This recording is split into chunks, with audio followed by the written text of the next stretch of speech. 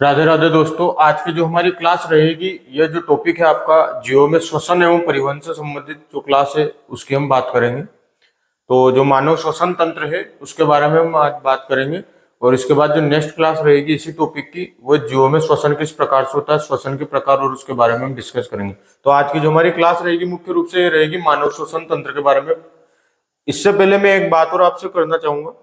एक क्वेश्चन जो हमने हल किया था, जो हमारी एमसीक्यू वाली क्लास थी, क्लास जो 27वें नंबर की क्लास थी, क्लास नंबर 27, कोशिका चैप्टर के जो मैंने एमसीक्यू करवाए थे, उसमें 90 मिनट में एक क्वेश्चन मैंने करवाया था एमसीक्यू वाली क्लास में। जब आप 9 मिनट की क्लास देखोगे तो 90 मिनट में एक प्रश्न आएगा ये वाला, निम्न में से कौन सा कार्य चिकनी अंतःद्रव्य जालिका द्वारा संपन्न नहीं होता। मैंने वहां पर नहीं होता गलती से लिख दिया था, वहां पर प्रश्न में नहीं आएगा। मतलब निम्न में से कौन सा कार्य चिकनी अंतःद्रव्य जालिका द्वारा संपन्न होता है, प्रश्न इस प्रकार था। और इसका जो उत्तर है, चिकनी द्रव्य जालिका द्वारा जो है वो प्रोटीन का संश्लेषण है, यह कार्य होता है। और नहीं होता में ये तीनों ऑप्शन चिकनी अंतःद्रव्य जालिका द्वारा नहीं किए जाते। यह जो है द्रव्यों का अभिगमन, लिपिड का संश्लेषण और स्टेरॉइड हार्मोन का संश्लेषण, ये जो तीनों ही कार्य है दोस्तों, यह जो है खुरदरी अंतःद्रव्य जालिका द्वारा किए जाते हैं। इसलिए आप उस प्रश्न में करेक्शन कर लेना, निम्न में से कौन सा कार्य चिकनी अंतःद्रव्य जालिका द्वारा संपन्न होता है, प्रश्न इस प्रकार से रहेगा। और उसका उत्तर रहेगा प्रोटीन का जो संश्लेषण है वह चिकनी अंतःद्रव्य जालिका द्वारा संपन्न होगा। वहां प्रश्न में गलती से नहीं लिखा गया था और मैंने वहां पर आपको जो सी ऑप्शन है प्रोटीन का संश्लेषण, ये उत्तर बताया था। उत्तर तो यही रहेगा, लेकिन प्रश्न में आपको जो नहीं है इसको हटाना है। क्यों? क्योंकि ये जो बचे हुए तीनों कार्य ये खुरदरी अंतःद्रव्य जालिका द्वारा होते हैं। और प्रश्न में आपसे चिकनी अंतःद्रव्य जालिका द्वारा कौन सा कार्य होता है उसके बारे में पूछा गया था। अब हम अपने टॉपिक पर आते हैं। आज के मानव श्वसन तंत्र की हम बात करें तो आपको यहाँ पर एक डायग्राम नजर आ रहा है। इसमें हम बात करें तो सबसे पहले जो हम बात होगी इसमें तो नासा द्वार की होगी, जहां से हम श्वास लेते हैं। फिर नासा द्वार से जो है श्वास मुख गुहा पर जाती है, मुख गुहा के बाद ग्रसनी, फिर ग्रसनी के बाद कंठ का नंबर आता है, कंठ के बाद श्वास नली आती है। श्वास नली की हम बात करें तो इसमें उपास्थि वलय रहते हैं जिनकी हम बात कर रहे हैं। इसके बाद जो रहेगी आपके उपास्थि वलय के बाद श्वसनी आएगी, यहाँ पर जो है यह श्वसनी बनी हुई है। उसके बाद आएगी श्वसनिका, जो श्वसनिका है वह श्वसनी जब आगे जाके दो भागों में टूटेगी तो श्वसनिका बनती है। उसके बाद अगर हम बात करें कूपिका कोश, इनकी बात होगी, यहाँ पर डायफ्राम दिया रहता है, यह पसलियां हैं और यह फुफ्फुस है। तो हम जो बात कर रहे हैं नासा द्वार से हम शुरू करेंगे, वन बाय वन हम इन सारे टॉपिक को लेंगे। जो आपकी श्वास नली है यह आगे जाके दो भागों में टूट जाती है, वह श्वसनी में, और श्वसनी को आगे जाने के बाद और अन्य भागों में टूटती है, वह श्वसनिकाएं रहती है। और इन श्वसनिकाओं का जो अंतिम छोर रहता है यह कूपिका या कोश कहलाता है। अब हम वन बाय वन यहाँ पर जो मानव श्वसन तंत्र है इसमें आपके एक एक टॉपिक की बात करेंगे या एक एक पॉइंट की बात करेंगे। सबसे पहले हम बात करते हैं मानव श्वसन तंत्र को, हम भाग जो अलग अलग भागों में हमने बांटा है उनको देख लेते हैं। जो मानव श्वसन तंत्र है यह मुख्य रूप से 3 भागों में बांटा जा सकता है। कितने भागों में? 3 भागों में इसको हम बांट सकते हैं। सबसे पहले जो आएगा वो आएगा ऊपरी श्वसन तंत्र। अब ऊपरी श्वसन तंत्र में जो हमने अभी इतने सारे पार्ट जो अलग अलग थे भाग उनको हमने पढ़ा था, उनमें क्या क्या आता है? तो ऊपरी श्वसन तंत्र में नासिका, मुख, ग्रसनी और स्वर यंत्र आते हैं। यह जो यहाँ पर आपने जो देखा था नासा द्वार, उसके बाद मुख, गुहा, ग्रसनी, और ये जो कंठ है यह एक तरह से स्वर यंत्र में ही आएगा। तो नासिका, मुख, ग्रसनी और स्वर यंत्र जो है यह आपके ऊपरी श्वसन तंत्र में आएंगे। अब हम निचला श्वसन तंत्र की बात करें तो निचला श्वसन तंत्र में आपके श्वास नली, श्वसनी, श्वसनिकाएं, वायुकोश या कूपिका और फेफड़े, ये किस में आएंगे? निचले श्वसन तंत्र में आएंगे। और जो अंतिम रहेगा मांसपेशी, जो जिसको हम डायफ्राम भी कह सकते हैं, या जो मांसपेशियां है ये डायफ्राम, दोनों की यहाँ पर एक साथ बात हो रही है। तो जो मानव श्वसन तंत्र इसको मुख्य रूप से यहाँ पर इन 3 भागों में बांटा गया है। अब हम आगे देखें तो हम नासिका से शुरुआत करते हैं। नासिका पट्ट नाक को 2 भागों में बांटता है। जो नासिका पट्ट रहता है दोस्तों नाक को 2 भागों में बांटता है। नासिका गुहा में पाए जाने वाले महीन बाल, झाड़ी नुमा पक्षमा, श्लेष्मा आपसी सहयोग से वायु में उपस्थित धूल के कण, पराग कण आदि को दूर कर वायु को क्या करते हैं? शुद्ध करते हैं। जो नाक रहता है उसके अंदर छोटे छोटे जो महीन बाल रहते हैं वह, और जो श्लेष्मा झिल्ली रहती है, ये क्या करते हैं? एक दूसरे का आपसी सहयोग कर वायु में जो धूल के कण उपस्थित रहते हैं इनको आदि को क्या करता है? दूर करता है। जिससे क्या होती है? जो वायु रहती है वो शुद्ध वायु हमारे फेफड़ों में जाती है। जो नासिका गुहा है यह नासा ग्रसनी से जुड़ा भाग होता है। जो नासिका गुहा रहती है दोस्तों, ये नासा ग्रसनी से जुड़ा भाग रहती है। नासिका को पहला श्वसन अंग माना गया है, याद रखें, जो नासिका है इसको क्या माना गया है, पहला श्वसन अंग माना गया है। नासिका गुहा वायु को गर्म और नम करती है, याद रखना ये बात भी। जो नासिका गुहा रहती है दोस्तों, जब हम श्वास लेते हैं तो जो वायु है नासिका गुहा से उगती हुई जाती है, यह इस वायु को क्या करती है, गर्म करती है और क्या करती है, नम भी बनाती है। नेक्स्ट हम बात करें नासिका के बाद मुख की। प्राणी मुंह से भी श्वास लेते हैं। जो प्राणी है दोस्तों वो मुंह से भी श्वास लेता है। मुख से ली गई श्वास वायु नासिका से ली गई श्वास के समान क्या नहीं होती, शुद्ध नहीं होती।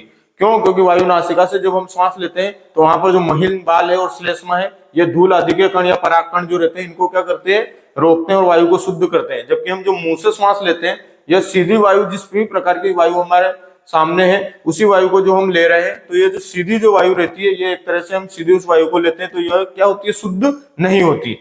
मुख श्वसन तंत्र में द्वितीयक अंग की तरह कार्य करता है। जो मुख रहता है दोस्तों, ये श्वसन तंत्र में क्या करता है, द्वितीयक अंग की तरह कार्य करता है। नेक्स्ट हम बात करें ग्रसनी। ग्रसनी जो है नासिका गुहा से जुड़ा अंग है। जो ग्रसनी रहती है दोस्तों, ये क्या रहती है, नासिका गुहा से जुड़ा अंग रहती है। इसे 3 भागों में बांटा जा सकता है। जो ग्रसनी है दोस्तों, इसको 3 भागों में बांटा जा सकता है। पहला है नासा ग्रसनी, दूसरा मुख ग्रसनी और तीसरा है कंठ ग्रसनी या अधोग्रसनी। ग्रसनी एक पेशी चिमनी नुमा संरचना होती है। जो ग्रसनी होती है दोस्तों, एक पेशी चिमनी नुमा संरचना रहती है। नासिका ग्रसनी नासिका गुहा के पृष्ठ भाग में पाए जाने वाला ग्रसनी का क्या है, प्रथम भाग है। जो नासा ग्रसनी है दोस्तों, यह जो नासा ग्रसनी है, यह नासिका गुहा के पृष्ठ भाग में पाया जाने वाला क्या है, ग्रसनी का प्रथम भाग है। नेक्स्ट हम देखें इसी में ग्रसनी में ही, जो वायु नासिका गुहा से गुजरने के पश्चात नासा ग्रसनी से होती हुई मुख ग्रसनी में आती है। जो वायु नासिका गुहा से गुजरने के पश्चात नासा ग्रसनी से कहां आती है, मुख ग्रसनी में आती है। मुख से ली गई श्वास सीधे मुख ग्रसनी में प्रवेश करती है। जब हम मुंह से श्वास लेते हैं तो यह सीधी मुख ग्रसनी में क्या करेगी दोस्तों, प्रवेश करेगी। मुख ग्रसनी से वायु कंठ ग्रसनी से होते हुए एपिग्लाइटिस, जिसे घाटी ढक्कन के नाम से भी जाना जाता है, की सहायता से स्वर यंत्र में प्रविष्ट करती है। जो मुख ग्रसनी है वहां से वायु क्या करेगी, कंठ ग्रसनी से होते हुए एपिग्लाइटिस, जो एक ढक्कन नुमा घाटी ढक्कन भी इसे कहा जाता है, संरचना होती है, उसकी सहायता से क्या करती है, स्वर यंत्र में प्रविष्ट करती है। एपिग्लाइटिस एक पल्ले नुमा लोचदार उपास्थि संरचना है। जो एपिग्लाइटिस रहता है, ये क्या रहता है, एक पल्ले नुमा और लोचदार क्या रहता है, उपास्थि संरचना रहती है, जो श्वास नली और आहार नली के मध्य क्या करता है, एक स्विच का कार्य करती है। जो श्वास नली रहती है दोस्तों और आहार नली जो रहती है, उसके मध्य जो है एपिग्लाइटिस एक स्विच का कार्य करता है। तभी तो हम जब श्वास लेते हैं या हम खाना भी खाते हैं, तो खाना खाते समय जो रहेगा, हम जब आहार नली की और श्वास नली के मध्य ढक्कन की तरह या स्विच की तरह कार्य कर रहा है, तो श्वास लेते समय जो भोजन रहेगा वो श्वास नली में नहीं जाएगा। और जैसे ही हम आहार खाना खाएंगे, तो खाना खाते समय भी जब हम खाना खाएंगे तो वह श्वास नली में नहीं जाएगा। इस प्रकार के एक सिस्टम की तरह एपिग्लाइटिस हमारे शरीर में काम करता है। तो यह क्या करता है, एक स्विच की तरह कार्य करता है। ग्रसनी भोजन निकलने में भी, जो ग्रसनी है यह भोजन निकलने में भी सहायक है। ऐसे में एपिग्लाइटिस एक ढक्कन के तौर पर क्या करता है, कार्य करता है, तथा यह सुनिश्चित करता है कि वायु जो है श्वास नली में ही जाए एवं भोजन किसमें जाए, आहार नली में ही। तो जो एपिग्लाइटिस है यह क्या सुनिश्चित करता है, जो वायु है या जो हम श्वास ले रहे हैं वह किसमें जाए, श्वास नली में ही जाए, और जो भोजन है वह किसमें जाए, आहार नली में ही जाए। यही ये डिसाइड करता है कि कौन सी चीज कहाँ जाएगी। वरना अगर आप भोजन करते करते अगर भोजन श्वास नली में चल जाए, तो श्वास नली में अगर भोजन जाकर फंस जाएगा, तो श्वास नहीं लेने के कारण व्यक्ति या जानवर की भी, जो हम बात करें व्यक्ति है, जानवर है या जो भी जीव जंतु, उनकी क्या हो सकती है, मृत्यु हो सकती है। तो जो बात हो रही है यहाँ पर एपिग्लाइटिस, तो ये क्या करता है, एक तरह से यहाँ पर ढक्कन की तरह कार्य करता है। नेक्स्ट हम बात करें स्वर यंत्र या कंठ। जो स्वर यंत्र या कंठ की हम बात करें, तो कंठ जो है ग्रसनी को श्वास नली से जोड़ता है। जो कंठ रहता है दोस्तों, ये क्या करता है, ग्रसनी को श्वास नली से जोड़ता है। यह 9 प्रकार की उपास्थि से मिलकर बना होता है। जो कंठ रहता है दोस्तों, ये 9 प्रकार की उपास्थि से मिलकर क्या रहेगा, बना रहेगा। स्वर यंत्र में जो है वाकल कॉर्ड नामक संरचना पाई जाती है। जो स्वर यंत्र रहता है उसमें कौन सी संरचना पाई जाती है, वाकल कॉर्ड नामक संरचना पाई जाती है। इसकी झिल्लियों में वायु के गुजरने के कारण क्या होता है, कंपन होता है, जिस कारण क्या होती है, ध्वनि उत्पन्न होती है। जैसे कि मैं बोल रहा हूं, तो मैं जब बोल रहा हूं तो जो वाकल कॉर्ड नामक संरचना जो मेरे गले में है, उसकी झिल्लियों में क्या हो रहा है, वायु गुजर रही है, जिसकी वजह से क्या हो रहा है, कंपन हो रहा है, और उस कंपन की वजह से क्या हो रहा है, आवाज उत्पन्न हो रही है, या जो ध्वनि मैं आपके सामने बोल रहा हूँ और जो आवाज आपको सुनाई दे रही है वो उसी वजह से क्या हो रही है, उत्पन्न हो रही है। इसे जो है स्वर यंत्र या कंठ को साउंड बॉक्स या वॉइस बॉक्स भी कहते हैं। नेक्स्ट हम बात करें, अगला पॉइंट श्वास नली। श्वास नली पर अब हम आते हैं। यह सी आकार के उपास्थि छल्ले से बनी होती है। जो श्वास नली रहती है दोस्तों, यह सी आकार के किससे बनी रहती है, उपास्थि छल्ले से बनी रहती है। यह छल्ले श्वास नली को आपस में क्या करने, चिपकने से रोकते हैं तथा इसे सदैव क्या रखते हैं, खुला रखते हैं। जो सी आकार के छल्ले श्वास नली में पाए जाते हैं, ये क्या करते हैं, श्वास नली को चिपकने से रोकते हैं और इसे हमेशा क्या रखते हैं, खुला रखते हैं।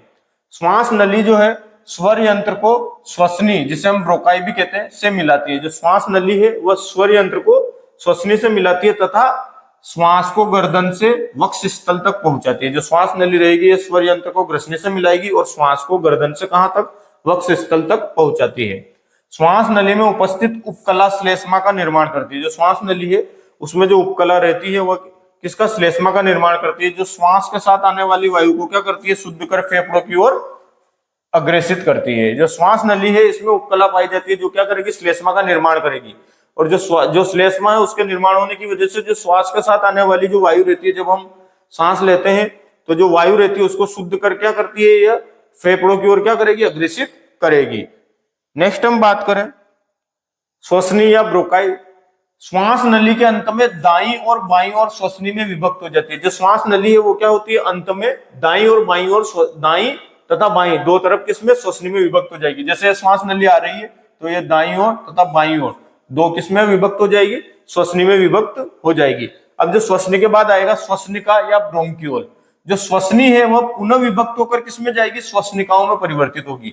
जो श्वास नली थी वो विभक्त होकर श्वसनी में गई थी, अब जो श्वसनी है वह विभक्त होकर किसमें जाएगी, श्वसनिकाओं में जाएगी। अब हम बात करें वायुकोश या कुपिका की। जो श्वसनिकाएं हैं यह पुनः अति सूक्ष्म संरचनाओं में परिवर्तित हो जाती है। जो श्वसनिकाएं रहती है वो क्या होगी, पुनः अति सूक्ष्म संरचनाओं में परिवर्तित हो जाएगी, जो क्या कहलाएंगे, वायुकोश या कुपिका कहलाते हैं। गैसों के विनिमय इन कुपिकाओं के माध्यम से होता है। जो गैसों का विनिमय है दोस्तों वो किसकी वजह से, इन वायुकोश या कुपिका के माध्यम से होता है। कुपिका फेफड़ों की क्रियात्मक इकाई है, याद रखना। जो फेफड़े हैं इनकी क्रियात्मक इकाई क्या है, कुपिका कहलाती है, या वायुकोश जो रहते हैं यह फेफड़ों की क्रियात्मक इकाई होते हैं। हर श्वसनिका के सिरों पर हजारों संख्याओं में वायुकोश होते हैं। जो हर श्वसनिका रहती है उसके जो सिरे पर जो वायुकोश रहते हैं वो कितनी संख्या में रहते हैं, हजारों की संख्याओं में रहते हैं। नेक्स्ट हम बात करें फेफड़े या फुफ्फुस। फेफड़े जो है, फेफड़े के चारों ओर द्विस्तरीय आवरण पाया जाता है जिसे फुफ्फुसी आवरण कहा जाता है। जो फेफड़े रहते हैं इसके जो चारों ओर है दोस्तों ये द्विस्तरीय क्या पाया जाता है, आवरण पाया जाता है, जिसे हम फुफ्फुसी आवरण कहते हैं। फेफड़े जो है दोस्तों ये कोमल, लचीले, हल्के गुलाबी रंग के होते हैं। यह एक जोड़े के रूप में शरीर के वक्ष स्थल में दाएं एवं बाएं भाग में मध्य पट के ठीक ऊपर स्थित होते हैं। पुरुषों में जो फेफड़े हैं दोस्तों यह स्त्रियों की तुलना में थोड़े क्या होते हैं, भारी होते हैं। जो पुरुषों में जो फेफड़े रहते हैं यह स्त्रियों की तुलना में थोड़े भारी होते हैं। फेफड़े असंख्य श्वसनलियों, रक्त वाहिनियों, लचीले तंतुओं, उसके बाद हम बात करें झिल्लियों, लसिका वाहिनियों, कुपिकाओं, झिल्लियों तथा अनेकों कोशिकाओं से क्या होते हैं, निर्मित होते हैं। नेक्स्ट हम बात करें फेफड़ों की ही, तो जो बायां फेफड़ा है यह 2 खंडों में तथा दायां फेफड़ा 3 खंडों में विभक्त होता है। याद रखना ये पॉइंट। जो बायां फेफड़ा जो रहता है मानव शरीर में यह 2 खंडों में विभक्त रहता है तथा जो दायां फेफड़ा है यह 3 खंडों में क्या रहता है, विभक्त रहता है। प्रत्येक फेफड़ा स्पंजी ऊतकों से बना होता है जिसमें कई कोशिकाएं तथा करीब 30 मिलियन कुपिकाएं पाई जाती है। जो हर एक फेफड़ा है यह क्या है, स्पंजी ऊतकों से बना रहता है जिसमें कई कोशिकाएं पाई जाती है तथा करीब कितनी, 30 मिलियन क्या पाई जाती है, कुपिकाएं पाई जाती है। बाएं फुफ्फुस में पाई जाने वाली खांच हृदय खांच कहलाती है। जो हृदय खांच है दोस्तों यह किस में पाई जाएगी, बाएं फुफ्फुस में पाई जाएगी या बाएं फेफड़े में पाई जाएगी। और जो हृदय खांच है दोस्तों जो बाएं फेफड़े में पाई जाती है इसी में क्या रहता है, स्थित, हृदय स्थित रहता है। फुफ्फुस में गैसों का आदान प्रदान होता है। इसकी क्षमता जो है लगभग कितनी रहती है, 5.8 लीटर होती है। 5.8 लीटर के लगभग इसमें क्या पाई जा सकती है, गैस पाई जाती है, या गैस को हम भर सकते हैं। तो फुफ्फुस में गैसों का आदान प्रदान होता है और इसकी क्षमता जो रहती है वो कितनी रहती है, लगभग 5.8 लीटर रहती है। नेक्स्ट हम बात करें इसी में श्वसन मांसपेशियां, जिसमें डायफ्राम की हम बात करें मेन रूप से या मुख्य रूप से, तो फेफड़ों में गैस विनिमय हेतु कुछ मांसपेशियों की आवश्यकता होती है जो श्वास लेने व छोड़ने में क्या करती है, मदद करती है। जो हम फेफड़ों में जो हम गैसों का जो विनिमय होता है उसके हेतु क्या होती है, कुछ मांसपेशियों की आवश्यकता होती है जो क्या करती है, हमारा श्वास लेने में और छोड़ने में मदद करती है। जो डायफ्राम है, जिसे हम मध्यपट भी कहते हैं, यह एक प्रकार की मांसपेशी है जो श्वसन में क्या करती है, सहायता करती है। याद रखना, जो डायफ्राम, इसे हम मध्यपट भी नाम याद रखना, इसका मध्यपट भी कहते हैं इसको। ये एक प्रकार की क्या मांसपेशी जो क्या कार्य करती है, हमारी श्वास लेने में क्या करती है, सहायता करती है। डायफ्राम के संकुचन से वायु नासिका से होती हुई फेफड़ों में प्रवेश करती है। याद रखें, जब डायफ्राम का संकुचन होगा, जब संकुचन होगा तब वायु क्या करेगी, नासिका से होती हुई कहां, फेफड़ों में प्रवेश करेगी। जबकि इसके शिथिलन से वायु फेफड़ों में नाक से होते हुए क्या होती है, बाहर निकलती है। तो शिथिलन में तो क्या होगी, वायु जो है फेफड़े व नाक से होते हुए बाहर निकलेगी, जबकि संकुचन में क्या होगा, जो वायु है वो नासिका से होते हुए कहां पर होगी, फेफड़ों में प्रवेश करेगी। तो ये जितने भी हमारे इस डायग्राम में पॉइंट थे, हमने उन सबकी बात कर ली है। नासा द्वार की आपकी बात हुई थी, हम यहां से शुरू हुए थे। सबसे पहले हमने नासा द्वार या नासिका की बात करी थी, फिर हम मुख गुहा पर आए थे, उसके बाद हमने ग्रसनी पढ़ा, फिर हमने कंठ पढ़ा, उसके बाद श्वास नली, श्वास नली में जो उपास्थि वलय है सी आकार की, उनकी हमने बात कर ली। उसके बाद जो हम श्वास नली के बाद हमने श्वसनी पढ़ा, फिर श्वसनिका पढ़ा। श्वसनी, जो श्वास नली है वह श्वसनी में विभक्त हुई थी, श्वसनी श्वसनिकाओं में विभक्त हुई थी, और जो श्वसनिकाएं हैं इनका अंतिम छोर कुपिका या कोष, वायु कोष की हमने बात करी थी, वो कहलाए थे। यह जो डायफ्राम है, जो भी हमने लास्ट में पढ़ा, मांसपेशियों में जो यह, इसकी सहायता से क्या होती है, वायु अंदर और बाहर फेफड़ों में जाती है।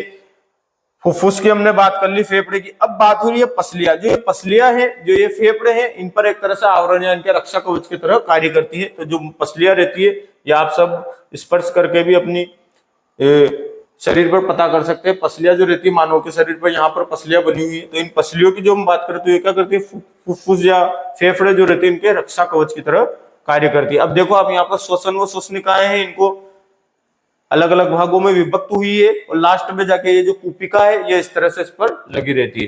तो जो आज हमने मानव श्वसन तंत्र है इसके बारे में पढ़ा। जो अब हम नेक्स्ट क्लास जो रहेगी दोस्तों, हमारे आज की क्लास हम यही खत्म करते हैं। नेक्स्ट क्लास में हम जो मानव श्वसन तंत्र के बाद जो बात करेंगे वो करेंगे, जो श्वसन प्रक्रिया किस प्रकार से रहती है, श्वसन के क्या प्रकार है। ठीक है दोस्तों, मिलते हैं नेक्स्ट क्लास में। क्लास अच्छी लगी हो तो लाइक शेयर एवं सब्सक्राइब करें। धन्यवाद।